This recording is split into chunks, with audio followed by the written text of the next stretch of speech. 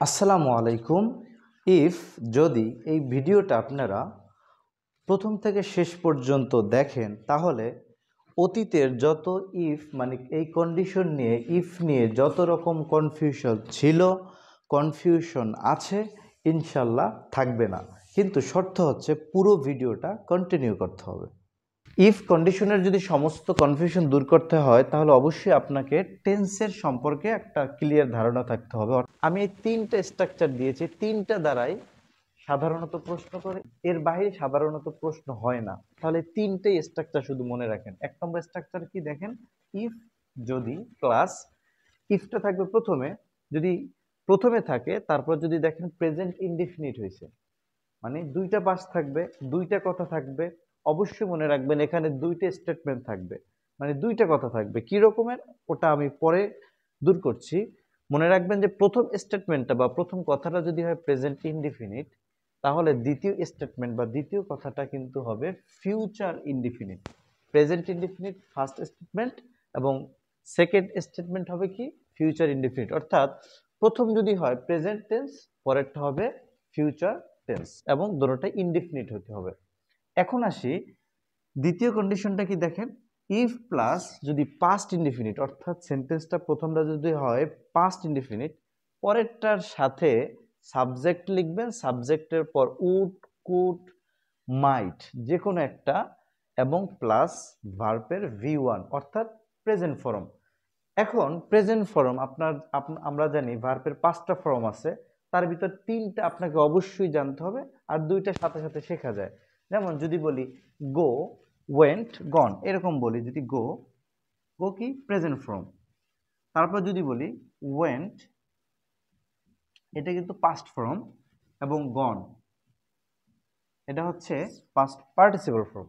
তো এই 3টা ফর্ম আপনাকে অবশ্যই মুখস্থ রাখতে হবে প্রত্যেকটা ভার্বে। থার্ড কন্ডিশনটা কি দেখেন, ইফ মানে যদি থাকে পাস্ট পারফেক্ট। এখন প্রথম যদি স্টেটমেন্টটা যদি হয় পাস্ট পারফেক্ট, তাহলে সেকেন্ড স্টেপে যাই আপনাকে সাবজেক্ট বসাতে হবে এবং উড তো আগেও বসাইছেন, উড, কুড, মাইট, প্লাস তারপরে অবশ্যই হ্যাভ ভার্ব বসাতে হবে এবং হ্যাভের পর ভার্বের V3।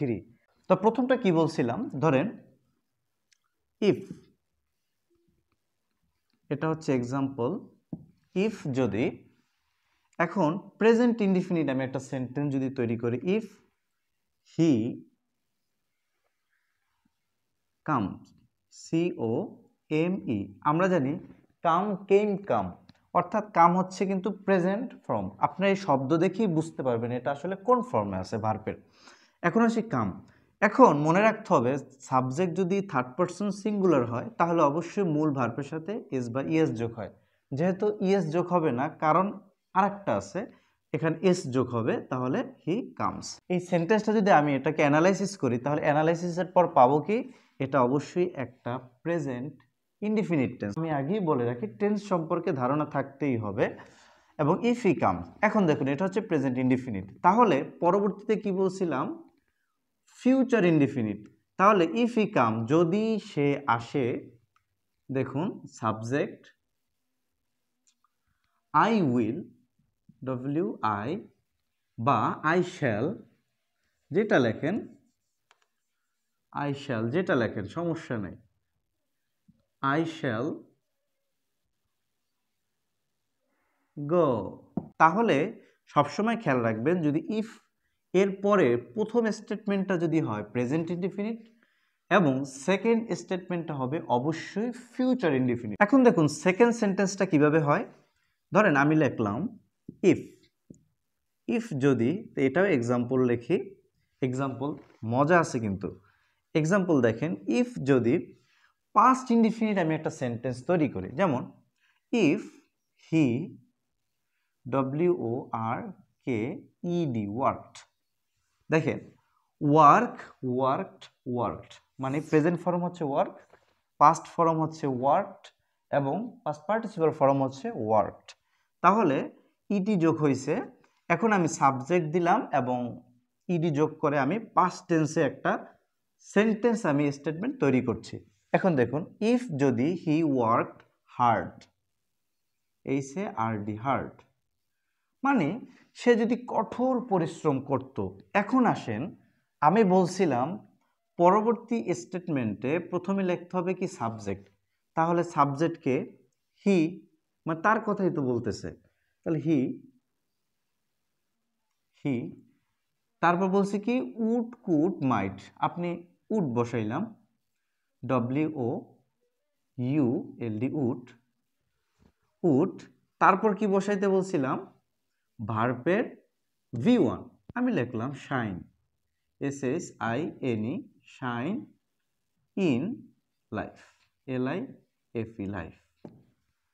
অর্থাৎ সে যদি কঠোর পরিশ্রম করত বা খুবই হার্ড পরিশ্রম করত, he would shine in life, তিনি তার জীবনে শাইন করতে পারত, উন্নত করতে পারত। তাহলে দেখুন আমি বলছিলাম যদি প্রথম স্টেটমেন্টটা যদি হয় পাস্ট ইনডিফিনিট, তাহলে আমার প্রথম স্টেটমেন্টটা পাস্ট ইনডিফিনিট আছে।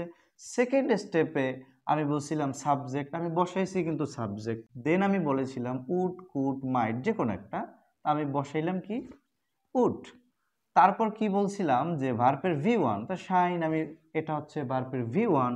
তারপর কি বলছিলাম, তারপর যা আমি এক্সট্রা একটু অ্যাড করে নিলাম ইন লাইফ। যাই হোক, তাহলে আশা করি বুঝতে পারছেন এই পাশটা যদি হয় পাস্ট ইনডিফিনিট, তাহলে আপনি কি করবেন subject would could might plus ভার্বের V1, মানে ভার্বের প্রেজেন্ট ফর্ম এবং ইন লাইফ। তারপর আমরা 3 নম্বরটা আসি, ইফ কন্ডিশনাল যদি পাস্ট পারফেক্ট হয়। এখন পাস্ট পারফেক্টের স্ট্রাকচার কি, সাবজেক্ট প্লাস হ্যাভ হ্যাড, মানে টেন্স অনুসারে, এবং ভার্বের অবশ্যই V3 হতে হবে। তাহলে আমি একটা নতুন সেন্টেন্স তৈরি করি, দেখেন ইফ যদি, তাহলে আমি প্রথম স্টেটমেন্টটা তৈরি করব কি পাস্ট পারফেক্ট, এবং প্রথম স্টেটমেন্টের অনুসারে আমি সেকেন্ড স্টেটমেন্ট তৈরি করব। দেখুন খুবই সহজ, ইফ হি, মানে যদি সে, সাবজেক্ট দিলাম এবং পাস্টের জন্য আমরা হ্যাভ এবং হ্যাড, এটার ভিতরে আমি হ্যাড নিব, পাস্টের জন্য হ্যাড এবং প্রেজেন্টের জন্য হ্যাজ বা হ্যাভ। তারপর হি হ্যাড, তারপর লেফট, আমি একটা ভার্ব নিয়ে নিলাম, ভার্বের V3, LEFT, লেফট। তাহলে ইফ হি হ্যাড লেফট, তিনি যদি দ্য প্লেস, PLACE, প্লেস।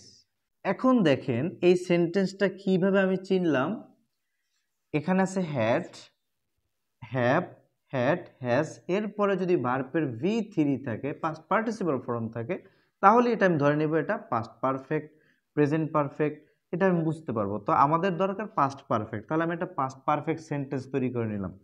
দেন আমাদের যেটা দরকার সাবজেক্ট, এখন সাবজেক্টকে হি, সাবজেক্ট দিচ্ছি হি।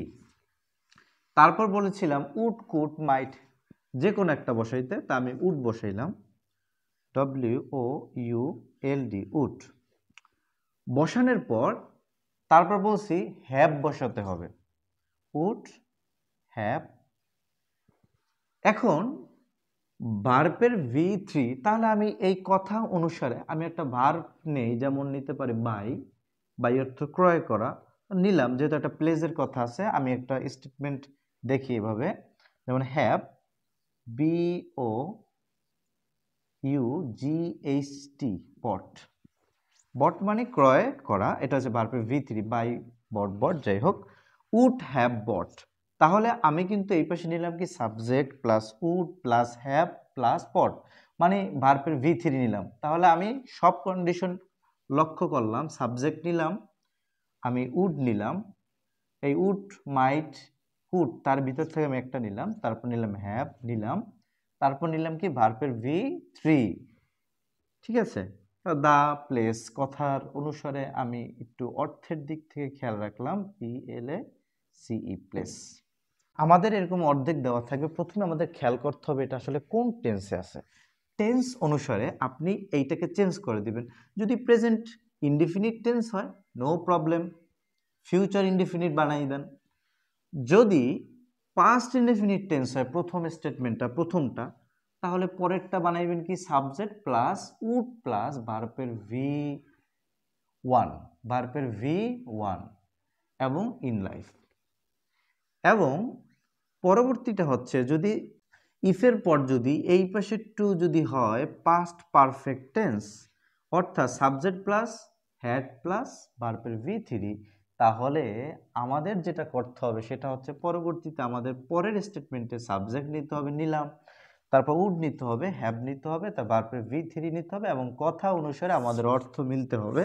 তাহলে আশা করি এই তিনটা কন্ডিশন যদি আপনি সারা জীবনের জন্য নিজের ভিতরে আয়ত্ত করতে পারেন, এখান থেকে যত প্রশ্ন আসুক ইনশাল্লাহ আপনি সলভ করতে পারবেন।